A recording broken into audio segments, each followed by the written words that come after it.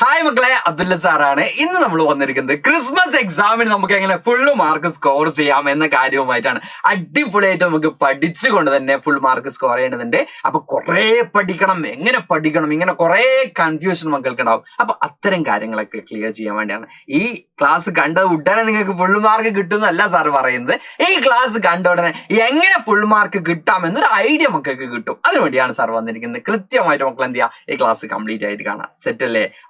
Set അല്ലേ? അപ്പൊ നമുക്ക് എന്ത് ചെയ്യാം, ക്ലാസ്സിലേക്ക് അടക്കാം അല്ലെ. അപ്പൊ നമ്മൾ ഫസ്റ്റ് പറയാൻ പോകുന്നത് നമ്മുടെ എക്സാം ടൈമിൽ മക്കൾ എല്ലാവരും ചെയ്യുന്ന ഒരു കാര്യമാണ് കളിക്കണം. ഞങ്ങൾക്ക് കളിച്ചേ പറ്റുള്ളൂ, ഞങ്ങൾ എന്നും കളിക്കുന്നതാണ്, ഞങ്ങളുടെ ആരോഗ്യത്തിന് കളി നിർബന്ധമാണ് എന്നൊക്കെ മക്കൾ പറയും. അപ്പൊ കളിക്കണ്ടെന്ന് സാറും പറയില്ല. നമ്മൾ എന്ത് ചെയ്യണം? ക്ലാസ് ഒക്കെ കഴിഞ്ഞു വീട്ടിലേക്ക് വരുന്നു, ഒരു 4-5 മണിയാകുമ്പോൾ വീട്ടിലെത്തുന്നു. ഒരു മണിക്കൂറൊക്കെ വേണമെങ്കിൽ എന്ത് ചെയ്യാം, നമ്മൾ മാക്സിമം 1 മണിക്കൂറൊക്കെ വേണമെങ്കിൽ കളിക്കാൻ വേണ്ടി സ്പെൻഡ് ചെയ്തോളൂ. കാരണം നമ്മൾ എന്ത് ചെയ്യാം, നമ്മുടെ മൈൻഡൊക്കെ ഒന്ന് ഫ്രീ ആവാനും ഒക്കെ എന്താണ് റിഫ്രഷ്മെന്റിനൊക്കെ കളി ഇമ്പോർട്ടൻറ്റ് തന്നെയാണ് അല്ലെ. അതുകൊണ്ട് തന്നെ മക്കൾ കളിക്കണ്ട എന്നൊന്നും പറയില്ല. പക്ഷെ കൂടുതൽ ടൈമിലേക്ക്, ലെങ്തി ടൈമിലേക്ക് അല്ലെങ്കിൽ ലോങ് ടൈമിലേക്ക് നീണ്ടു പോവാതെ ഒരു ചെറിയ ടൈം നമുക്ക് എന്തിനു വേണ്ടി മാറ്റി വെക്കാം, കളിക്കാൻ വേണ്ടി മാറ്റി വെക്കാം. ഒരു പ്രശ്നമില്ല. അത് കുറെ ടൈം ആവരുത്. കുറെ ടൈം കളിച്ചാൽ ക്ഷീണമാവും. ക്ഷീണമായി കഴിഞ്ഞാൽ നമുക്ക് പഠിക്കാൻ ഭയങ്കര ബുദ്ധിമുട്ടാവും, പഠിക്കാൻ ടൈമും കുറയും. 2 കാര്യങ്ങളുണ്ട്. കുറെ സമയം കളിച്ചാൽ നമ്മുടെ പഠിക്കാനുള്ള സമയം കുറവായിരിക്കും, അതുപോലെ തന്നെ നമ്മൾ ടയേർഡുമായിരിക്കും. അതുകൊണ്ട് തന്നെ നമ്മൾ എന്ത് ചെയ്യുക, ഒരു ചെറിയ ടൈം നമുക്ക് കളിക്കാൻ വേണ്ടി മാറ്റിയേക്കാം. ഒരു പ്രോബ്ലം ഇല്ല. ചെറിയ ടൈം കൃത്യമായിട്ട് മക്കൾ നോട്ട് ചെയ്യണം. സാർ കളിക്കാൻ വേണ്ടി പ്രോത്സാഹിപ്പിച്ചു എന്ന് മക്കൾ വിചാരിക്കരുത്. നമ്മൾ ക്രിസ്മസ് എക്സാമിന് ഫുൾ മാർക്ക് സ്കോർ ചെയ്യണമെങ്കിൽ ഞങ്ങൾ കളിക്കണം എന്നല്ല സാർ പറഞ്ഞത്. പക്ഷെ കളിക്കാൻ വേണ്ടി മക്കൾ എന്ത് ചെയ്യാം, ചെറിയൊരു ടൈം ഒക്കെ മാറ്റി വെക്കാം. That's no problem. അതുകൊണ്ട് വലിയൊരു പ്രശ്നങ്ങളൊന്നും ഉണ്ടാവുന്നില്ല. നമ്മുടെ മൈൻഡ് ഒന്ന് ഫ്രീ ആവുകയും ചെയ്യും. ബെറ്റർ ആണ്. ഓക്കെ. ദെൻ നമ്മൾ പറയുന്ന ഒരു കാര്യം എന്ന് പറഞ്ഞാൽ, കളിച്ചു കഴിഞ്ഞു ടയേർഡായി വന്ന് കിടന്നുറങ്ങി ക്രിസ്മസ് എക്സാമിന് മാർക്ക് കിട്ടുന്നു, ഇത്തരം സ്വപ്നങ്ങൾ കാണാതെ കൃത്യമായിട്ടും അതിനുവേണ്ടി നമ്മൾ ടൈം സ്പെൻഡ് ചെയ്യേണ്ടതുണ്ട്. അതിനുവേണ്ടി എങ്ങനെ നമുക്ക് ടൈം സ്പെൻഡ് ചെയ്യാം എന്നുള്ള കാര്യങ്ങളാണ്. ക്രിസ്മസ് എക്സാം എഴുതി കഴിയുമ്പോൾ നമ്മൾ ടെൻഷൻ ആവാതെ, അല്ലെങ്കിൽ നമ്മുടെ വെക്കേഷൻ എന്ന് പറഞ്ഞാൽ നമുക്ക് എൻജോയ് ചെയ്യാൻ പറ്റണമെങ്കിൽ അടിപൊളിയായിട്ട് നമ്മൾ എന്ത് ചെയ്തിരിക്കണം, ക്രിസ്മസ് എക്സാം കംപ്ലീറ്റ് ചെയ്തിരിക്കണം അല്ലെ. അതുകൊണ്ട് തന്നെ മക്കൾക്ക് ഉറങ്ങേണ്ട ടൈമിന് കൃത്യമായിട്ട് പ്രോപ്പർ ആയിട്ടുള്ള ഒരു പ്ലാനിങ് വേണം.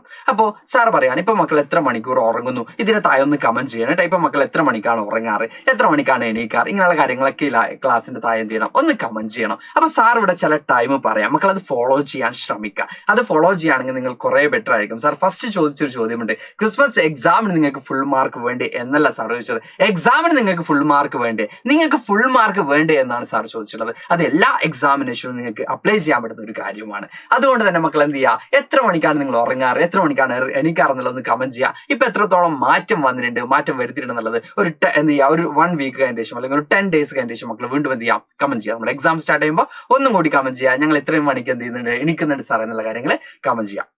അപ്പൊ ഉറങ്ങേണ്ട ടൈം ഇതാണ്. നമ്മുടെ പിന്നിൽ കാണുന്ന ഈ ഒരു ടൈം കണ്ടില്ലേ, ഈ ഒരു ടൈമിലാണ് മക്കൾ എന്ത് ചെയ്യേണ്ടത്, ഉറങ്ങേണ്ടത്. എത്ര മണിക്കാണ്? 10 മണിക്ക് ഉറങ്ങണം. 10 മണിക്ക് തന്നെ ഉറങ്ങണമെന്ന് ചോദിക്കുമ്പോൾ 5-10 മിനിറ്റോ അല്ലെങ്കിൽ ഒരു അരമണിക്കൂറിന്റെ അങ്ങോട്ടും ഇങ്ങോട്ടും വേരിയേഷൻ വന്നേക്കാം. 10 മണിക്ക് ഉറങ്ങിയാൽ മക്കൾക്ക് 8 മണിക്കൂർ എന്ത് ചെയ്യാം, ഉറങ്ങാം. 8 മണിക്കൂർ നിങ്ങൾക്ക് എന്ത് ചെയ്യാൻ പറ്റും, ഉറങ്ങാൻ പറ്റും. എത്ര മണിക്കൂർ ഉറങ്ങാം? 8 മണിക്കൂറാണ് ശരാശരി ഒരു മനുഷ്യർ ഉറങ്ങേണ്ട ടൈം എന്ന് പറയുന്നത് അല്ലെ. അപ്പൊ 8 മണിക്കൂർ ഉറക്കം ഇമ്പോർട്ടന്റ് ആണ്, മോസ്റ്റ് ഇമ്പോർട്ടന്റ് തന്നെയാണ്. നമ്മൾ ഹെൽത്തി ആവണമെങ്കിൽ, നമ്മൾ ഏറ്റവും കൂടുതൽ എന്ത് ചെയ്യണം, നമ്മുടെ മൈൻഡൊക്കെ ഫ്രീ ആവണമെങ്കിൽ, എല്ലാ അർത്ഥത്തിലും നമുക്ക് കൃത്യമായിട്ട് പഠിക്കാൻ പറ്റണമെങ്കിലൊക്കെ എന്ത് ചെയ്തിരിക്കണം, ഉറങ്ങിയിരിക്കണം. ഒരു ഡൗട്ടും ഇല്ല. അപ്പോൾ സ്കൂളിലൊക്കെ കിടന്ന് ബെഞ്ചിലൊക്കെ കിടന്ന് ഉറങ്ങുക, ഡെസ്കിലൊക്കെ തല വെച്ച് ഉറങ്ങുക, എവിടെ പോയാലും ഉറക്കം വരാം. ആ ഒരു അവസ്ഥ ഒഴിവാക്കാൻ മക്കൾ എന്ത് ചെയ്യുക, കൃത്യമായിട്ട് പ്രോപ്പറായിട്ട് എന്ത് ചെയ്യുക, നമ്മൾ ഉറങ്ങാനുള്ള സമയം എന്ന് പറയുന്ന സമയത്ത് കൃത്യമായിട്ട് ഉറങ്ങുക. അപ്പോൾ 10 മണിക്ക് ഉറങ്ങുന്ന ഒരു കുട്ടിക്ക് 8 മണിക്കൂർ കംപ്ലീറ്റ് ചെയ്യാം എന്ന് പറയുമ്പോൾ പല ആളുകളും കാണാത്ത ഒരു സമയത്താണ് സാർ എണീക്കാൻ പറയുന്നത്. പല ആളുകളും ചിലപ്പോൾ കണ്ടിട്ടുണ്ടാവില്ല, സ്കൂൾ ബസ് വരുന്നതിന് കണക്കായിട്ട് അലാറം വെച്ചിട്ടുള്ള മക്കളൊക്കെ ഉണ്ടാവും. പക്ഷെ അതൊക്കെ മാറ്റിവെക്കാം. എക്സാം ആണ്. ഓക്കെ. അപ്പൊ നമ്മളിവിടെ എണീക്കേണ്ടത് എത്ര മണിക്കാണ് മക്കളെ? 10 മണിക്ക് ഉറങ്ങിയാൽ എത്ര മണിക്ക് എണീക്കാം? 8 മണിക്കൂർ കംപ്ലീറ്റ് ചെയ്യണം. 6 മണിക്ക് ഇതുപോലെ നമ്മളെ മക്കളെ കണ്ടില്ലേ, ഹായ് എന്നൊക്കെ പറഞ്ഞ് നല്ല ചില്ലായിട്ട് എന്ത് ചെയ്യുന്നുണ്ട്, എണീറ്റ് നിൽക്കുന്നുണ്ട് അല്ലെ. അപ്പൊ അതുപോലെ തന്നെ എന്റെ മക്കളും എന്ത് ചെയ്യുക, 6 മണിക്ക് തന്നെ എണീക്കുക. അപ്പൊ നിങ്ങൾ അവിടെ എന്ത് കംപ്ലീറ്റ് ചെയ്തു? 8 മണിക്കൂർ എന്ന് പറയുന്ന ആ ഉറങ്ങാനുള്ള ടൈം നിങ്ങൾ എന്ത് ചെയ്തു, കംപ്ലീറ്റ് ചെയ്തു. അതുപോലെ തന്നെ നിങ്ങൾക്ക് ആവശ്യത്തിന് പഠിക്കാനും കളിക്കാനൊക്കെ അവിടെ ടൈം ഉണ്ടാവും. നമ്മുടെ ലൈവ് ക്ലാസ്സസ് ഉണ്ടാവും. അതുപോലെ തന്നെ നിങ്ങൾക്ക് പഠിക്കാൻ നോട്ട്സും കാര്യങ്ങളൊക്കെ ഉണ്ടാവും. അതിനൊക്കെ മക്കൾ കൃത്യമായിട്ട് പഠന കാര്യങ്ങൾക്ക് കൃത്യമായിട്ട് മക്കൾ എന്ത് ചെയ്യണം, ടൈം സ്പെൻഡ് ചെയ്തേ പറ്റുള്ളൂ. അപ്പൊ 8 മണിക്കൂർ ഉറങ്ങിക്കഴിഞ്ഞു. ഉറങ്ങുന്നതിന് മുമ്പും ഉറങ്ങിയതിന് ശേഷവും മക്കൾ എന്തിനു വേണ്ടി ടൈം സ്പെൻഡ് ചെയ്യണം, പഠിക്കാൻ വേണ്ടി ടൈം സ്പെൻഡ് ചെയ്യണം. അപ്പൊ സാർ നേരത്തെ പറഞ്ഞതുപോലെ തന്നെ ഒരു കുട്ടി 4 മണി അല്ലെങ്കിൽ 4:30 അല്ലെങ്കിൽ 5 മണിക്ക് വീട്ടിൽ തിരിച്ചെത്തിയാൽ 1 മണിക്കൂർ കളിക്കുന്നു മാക്സിമം. അതിനുശേഷം നിങ്ങൾ എന്ത് ചെയ്യുന്നു, ഫ്രഷ് ആവുന്നു. അതിനുശേഷം നിങ്ങളുടെ എന്താ പറയാ, മതപരമായിട്ടുള്ള കാര്യങ്ങൾ ഉണ്ടെങ്കിൽ അല്ലെങ്കിൽ അത്തരം കാര്യങ്ങളിൽ എൻഗേജ്ഡ് ആവുന്നു, ദെൻ നിങ്ങൾ എന്തിനു വേണ്ടി ടൈം സ്പെൻഡ് ചെയ്യണം? പഠിക്കാൻ വേണ്ടി സ്ഥലത്തിന്റെ ക്ലാസ്സസ് ഉണ്ടാവും, അതുപോലെ തന്നെ നിങ്ങൾക്ക് നോട്ട്സും കാര്യങ്ങളൊക്കെ ഉണ്ടാവും പഠിക്കാൻ അല്ലെ. അപ്പൊ അത്തരം കാര്യങ്ങൾക്കൊക്കെ വേണ്ടി മക്കൾ എന്ത് ചെയ്യണം? ടൈം സ്പെൻഡ് ചെയ്യണം. കൃത്യമായിട്ടും 10 മണിക്ക് മുമ്പ് ഭക്ഷണം കഴിച്ച് എന്ത് ചെയ്യുക, ഒരു ചെറിയ ടൈം നിങ്ങൾ ആ പഠിച്ച കാര്യങ്ങളൊക്കെ ഒന്ന് ഓർത്തെടുക്കാനൊക്കെ വേണ്ടി സ്പെൻഡ് ചെയ്തതിന് ശേഷം കിടക്കുമ്പോഴും മക്കൾ എന്ത് ചെയ്യുക, പഠിച്ച കാര്യങ്ങളൊക്കെ ഒന്ന് മൈൻഡിലേക്ക് തിരിച്ചു വിളിക്കുക. പഠിച്ച കാര്യങ്ങളൊക്കെ എന്ത് ചെയ്യുക, ഒന്ന് നിങ്ങൾ അതുവരെ പഠിച്ച 1 മണിക്കൂറാണ് സ്പെൻഡ് ചെയ്തിട്ടുണ്ടെങ്കിൽ അത്ര ടൈം അതുവരെ പഠിച്ച കാര്യങ്ങൾ മക്കൾ എന്ത് ചെയ്യുക, കൃത്യമായിട്ട് ഒന്ന് ഓർത്തെടുക്കുക. അതിൽ ഏതെങ്കിലും ഒരു പോയിന്റ് വിട്ടുപോയിട്ടുണ്ട്, ഇപ്പൊ ഒരു ഇയർ ആണ്, അല്ലെങ്കിൽ ഒരാളുടെ പേരാണ്, അല്ലെങ്കിൽ ഒരു സംഖ്യയാണ്, എന്തുമാവട്ടെ, എന്തെങ്കിലുമൊക്കെ നിങ്ങൾ വിട്ടുപോയിട്ടുണ്ടെങ്കിൽ അത് പിന്നെ നോക്കാം, രാവിലെ എണീറ്റ് നോക്കാം എന്ന് പറയുന്നതിന് പകരം ആ ഉറങ്ങാൻ കിടക്കുന്ന അതേ അവസ്ഥയിൽ നിങ്ങൾ എന്ത് ചെയ്യുക, ജസ്റ്റ് ഒന്ന് പോയി ആ പേര് വായിക്കുക, അല്ലെങ്കിൽ നിങ്ങൾ എന്താണോ മറന്നു പോയിട്ടുള്ളത് അത് വായിക്കുക. പിന്നെ ആ വർഷം മുഴുവൻ നിങ്ങളുടെ മൈൻഡിൽ അത് ഉണ്ടാവും. കാരണം നിങ്ങൾ അത് മാത്രമാണ് പിന്നീട് എന്ത് ചെയ്യുന്നത്, അതിന് മാത്രം കൂടുതൽ ഇമ്പോർട്ടൻസ് കൊടുത്തുകൊണ്ടാണ് അത് വായിക്കുന്നത്. അപ്പൊ കൃത്യമായിട്ട് കിടക്കുമ്പോൾ എന്ത് ചെയ്യുക, പഠിച്ച കാര്യങ്ങളൊക്കെ ഒന്ന് ഓർക്കുക. അതിനുശേഷം നന്നായി സുഖമായിട്ട് എന്ത് ചെയ്യുക, മക്കളെ കിടന്നുറങ്ങാം. അപ്പൊ മക്കൾ ചെയ്യേണ്ട കാര്യം പഠിക്കണം എന്ന് സാറ് പറഞ്ഞു അല്ലെ. എക്സാമിന് മാർക്ക് സ്കോർ ചെയ്യണമെങ്കിൽ എന്ത് വേണം മക്കളെ? പഠിക്കണം. അത് നമ്മുടെ ഫ്രണ്ട്സ് ഒക്കെ ഉണ്ടെങ്കിൽ കമന്റ്സ് ഇടയ്ക്ക് ഓക്കെയാണ്, പ്രശ്നങ്ങളൊന്നുമില്ല. പക്ഷെ പഠനത്തിനായിരിക്കും കൂടുതൽ ഇമ്പോർട്ടൻസ് കൊടുക്കേണ്ടത്. അപ്പൊ പല മക്കളും ഇപ്പോഴും പഠിക്കാൻ തുടങ്ങിയിട്ടില്ലെങ്കിൽ പ്രോപ്പർ ആയിട്ടുള്ള പ്ലാനിങ് ഒക്കെ ഓടുകൂടി മക്കൾ എന്ത് ചെയ്യുക, പഠിക്കാൻ ആരംഭിക്കുക. അപ്പൊ പഠിക്കാൻ ആരംഭിക്കുക എന്ന് പറയുന്ന സമയം വളരെ വൈകി പോയിട്ടുണ്ട്, പഠിക്കുന്നുണ്ടാവും, എല്ലാ മക്കളും പഠിക്കുന്നുണ്ടാവും. അപ്പൊ ആ പഠനം കണ്ടിന്യൂ ചെയ്യുക. ഈ പറഞ്ഞ ടൈമും കാര്യങ്ങളൊക്കെ എന്ത് ചെയ്യുക, ഒരുപോലെ തന്നെ നിങ്ങൾ എന്ത് ചെയ്യുക, കൃത്യമാക്കിയതിന് ശേഷം ആ പഠിക്കുന്ന കാര്യങ്ങൾ എന്ത് ചെയ്യുക, കണ്ടിന്യൂ ചെയ്യുക.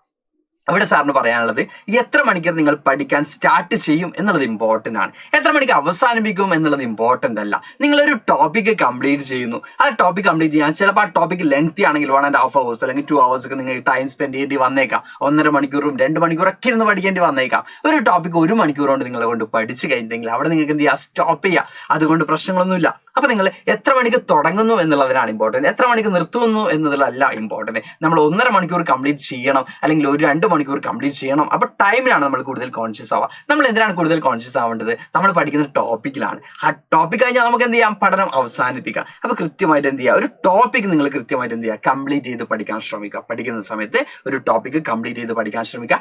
അതുപോലെ തന്നെ പഠിക്കാൻ ഇരിക്കേണ്ടത് എന്താ പറയാ, പഠിക്കാൻ ഇരിക്കുമ്പോൾ ശ്രദ്ധിക്കേണ്ട ചില കാര്യങ്ങളുണ്ട്. കട്ടിൽ കയറിയിരിക്കുക, അല്ലെങ്കിൽ നമ്മൾ തോന്നിയപ്പോൾ സ്ഥലത്ത് പോയിരിക്കുക, അങ്ങനെയൊക്കെ ഒഴിവാക്കിയതിന് ശേഷം പഠിക്കാൻ നിങ്ങൾ അറേഞ്ച് ചെയ്തിട്ടുള്ള ചില റൂംസോ അല്ലെങ്കിൽ അതിനനുസരിച്ചുള്ള ടേബിൾസോ ഒക്കെ നിങ്ങൾ സെറ്റ് ചെയ്തിട്ടുണ്ടാവും. ആ ഏരിയയിൽ തന്നെ കൃത്യമായിട്ട് ഇരുന്ന് പഠിക്കുക.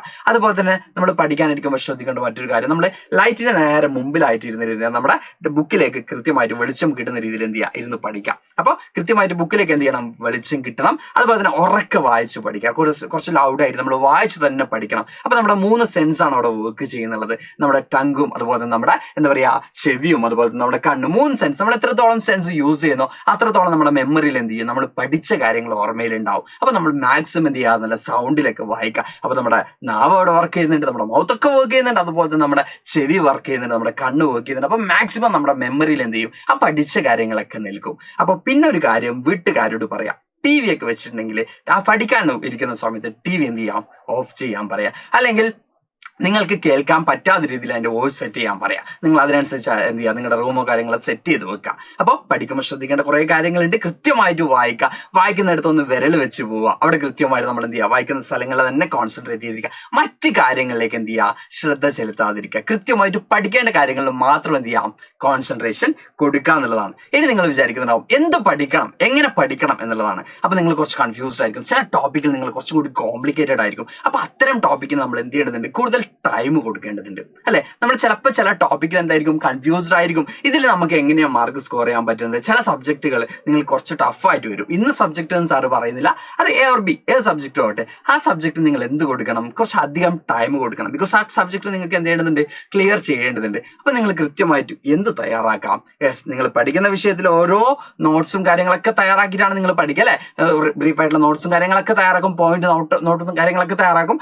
അതുപോലെ തന്നെ നിങ്ങൾക്ക് ഏറ്റവും കോംപ്ലിക്കേറ്റഡ് ആയ വിഷയങ്ങൾക്ക് കൂടുതൽ ടൈം കൊടുക്കേണ്ടതുണ്ട്. അപ്പൊ നമ്മുടെ ഡിസംബറിലുള്ള കലണ്ടറാണിത്. ഇതുപോലെ ഒരു കലണ്ടർ മക്കളും എന്ത് ചെയ്യുക, സെറ്റ് ചെയ്ത് വെക്കാം. ഇതുപോലെ നമ്മുടെ എക്സാമിന് മുമ്പുള്ള, നമുക്കിപ്പോൾ 13-ാം തീയതിയാണ് എക്സാം സ്റ്റാർട്ട് ചെയ്യുന്നതെങ്കിൽ അതിന് മുമ്പുള്ള ഡേയ്സിൽ നമുക്ക് എങ്ങനെ പഠിച്ചെടുക്കാം, അതിന് മുമ്പുള്ള ഡേയ്സിൽ നമുക്ക് ഏതൊക്കെ വിഷയങ്ങളാണ് ഏതൊക്കെ ഡേറ്റിലാണ് പഠിക്കേണ്ടത് എന്ന് കൃത്യമായിട്ട് നമുക്ക് എന്ത് ചെയ്യാം, പ്ലാൻ ചെയ്യാം. ഇപ്പൊ സാറ് സിമ്പിൾ ആയിട്ടുള്ള എക്സാമ്പിൾ പറയാണ്. സാർ സോഷ്യൽ സയൻസ് ആയതുകൊണ്ട് തന്നെ സിമ്പിൾ ആയിട്ടൊരു എക്സാമ്പിൾ പറയാണ്. ഇപ്പൊ നമ്മൾ 1-ാം തീയതി ഇന്ന് നമ്മൾ പഠിക്കാൻ വിചാരിക്കുന്നത് സോഷ്യൽ സയൻസ് ആണെങ്കിൽ ഇവിടെ എന്ത് ചെയ്യുക, SS എഴുതി വെക്കുക. അങ്ങനെ കൃത്യമായിട്ടൊരു പ്ലാനിങ് ഉണ്ടാവും. പ്രോപ്പറായിട്ട് നമ്മൾ ഈ ദിവസം ഇന്ന ടോപ്പിക് കംപ്ലീറ്റ് ചെയ്തിരിക്കണം, പഠിച്ചിരിക്കണം എന്നുള്ള കൃത്യമായിട്ടുള്ള ആയിട്ടുള്ള പ്ലാനിങ് ഉണ്ടാവുക. ഈ പ്ലാനിങ് ഒക്കെ ഉണ്ടെങ്കിൽ പ്രോപ്പറായിട്ട് നിങ്ങൾ പഠിക്കാൻ വേണ്ടി ടൈം സ്പെൻഡ് ചെയ്യുന്നുണ്ടെങ്കിൽ, കൃത്യമായിട്ട് നിങ്ങൾ ഉറങ്ങാൻ വേണ്ടി ടൈം സ്പെൻഡ് ചെയ്യുന്നുണ്ടെങ്കിൽ, എല്ലാം നിങ്ങൾ കൃത്യമായിട്ടുള്ള ഒരു ടൈം ടേബിൾ ഓർഡറിൽ പോകാൻ നിങ്ങൾ റെഡി ആണെങ്കിൽ, അതേസമയം തന്നെ ഒരു മെക്കാനിക്കൽ പോകണം എന്നല്ല സാർ പറയുന്നത്, കളിക്കാൻ നമുക്ക് ടൈം സ്പെൻഡ് ചെയ്യാം, എല്ലാ കാര്യങ്ങളുണ്ട്. അതോടൊപ്പം തന്നെ പഠിക്കാനുള്ള ഒരു പ്രോപ്പർ ആയിട്ടുള്ള പ്ലാനിങ് നിങ്ങളുടെ മുമ്പിലുണ്ടെങ്കിൽ, നിങ്ങൾക്ക് ഫുൾ മാർക്ക് സ്കോർ ചെയ്യാൻ പറ്റും. അത് നിങ്ങൾക്കുള്ളതാണ്. ഫുൾ മാർക്ക് എന്ന് പറയുന്നത് നിങ്ങൾക്കുള്ളത് തന്നെയാണ്. അപ്പൊ കൃത്യമായിട്ട് മക്കൾ എന്ത് ചെയ്യുക, ഇത്തരം രീതിയിൽ പഠിച്ചു പോവുക, അടിപൊളിയായിട്ട് എന്ത് ചെയ്യുക, കംപ്ലീറ്റ് മാർക്കും സ്കോർ ചെയ്യുക. അതുപോലെ തന്നെ ക്രിസ്മസ് വെക്കേഷൻ നമുക്ക് അടിച്ചു പൊളിക്കാൻ പറ്റണം. ക്രിസ്മസ് വെക്കേഷൻ ടൈമിൽ എക്സാമിന് മാർക്ക് കിട്ടൂലേ, പേപ്പർ കിട്ടൂലേ, ടീച്ചേഴ്സ് എന്ത് പറയും, ഇങ്ങനെ ഒരു ടെൻഷനും അവസരം കൊടുക്കരുത്. അത് നിങ്ങൾക്കുള്ളതാണ്. ക്രിസ്മസ് എക്സാം കഴിഞ്ഞാൽ വെക്കേഷൻ എന്ന് പറഞ്ഞാൽ അടിച്ചു പൊളിക്കാനുള്ളതാണ്. അപ്പൊ വെക്കേഷൻ കൂളായിട്ട് നമ്മൾ ഫ്രീ ആയിട്ട് അടിച്ചു പൊളിക്കണമെങ്കിൽ എക്സാം നമ്മൾ സെറ്റായി എഴുതിയിട്ടുണ്ടെന്നുള്ള ഒരു ബോധ്യം നമുക്ക് വേണം. അതുകൊണ്ട് തന്നെ ഇത്തരം കാര്യങ്ങൾ കൃത്യമായിട്ട് ഫോളോ ചെയ്തിട്ട് മക്കൾ എന്ത് ചെയ്യുക, കൃത്യമായിട്ട് എക്സാമിന് മാർക്ക് സ്കോർ ചെയ്യുക. ക്രിസ്മസ് വെക്കേഷൻ അടിച്ചു പൊളിക്കുക. അതിനുശേഷം നമ്മൾ മാർക്ക് കിട്ടുന്ന സമയത്ത് ഇങ്ങനെ ആയിരിക്കണം. എക്സാമിന്റെ പേപ്പേഴ്സ് കിട്ടുന്ന സമയത്ത് എല്ലാ മക്കളും ഇങ്ങനെ ആയിരിക്കണം. ആരും ടെൻഷൻ അടിച്ച് സങ്കടപ്പെട്ടിരിക്കാതെ ഇത്ര അടിപൊളിയായിട്ട് ഒരു പേപ്പർ കിട്ടുമ്പോൾ ഇത്രയും എൻജോയ് ചെയ്തിരിക്കുന്ന ഒരവസ്ഥ ഉണ്ടാവട്ടെ. അപ്പൊ എല്ലാവർക്കും ഓൾ ദ ബെസ്റ്റ് പറഞ്ഞുകൊണ്ട് പറഞ്ഞ കാര്യങ്ങളൊക്കെ മാക്സിമം ട്രൈ ചെയ്ത് നോക്കുക. എന്താണ് നിങ്ങളുടെ റിസൾട്ട് എന്നുള്ളത് എന്ത് ചെയ്യുക, നമ്മുടെ കമന്റ് ബോക്സിൽ കമന്റ് ചെയ്യുക. അപ്പൊ ഇതുപോലുള്ള വീഡിയോസ് ആയിട്ട് സാർ വീണ്ടും വരുന്നതാണ്. അതുപോലെ തന്നെ നമ്മുടെ ലൈവ് ക്ലാസ്സും കണ്ടന്റ് ക്ലാസ്സും ഒക്കെ ഉണ്ടാവുന്നുണ്ട് മക്കൾക്ക്. അപ്പൊ നമുക്ക് വീണ്ടും കാണാം. Bye, thank U.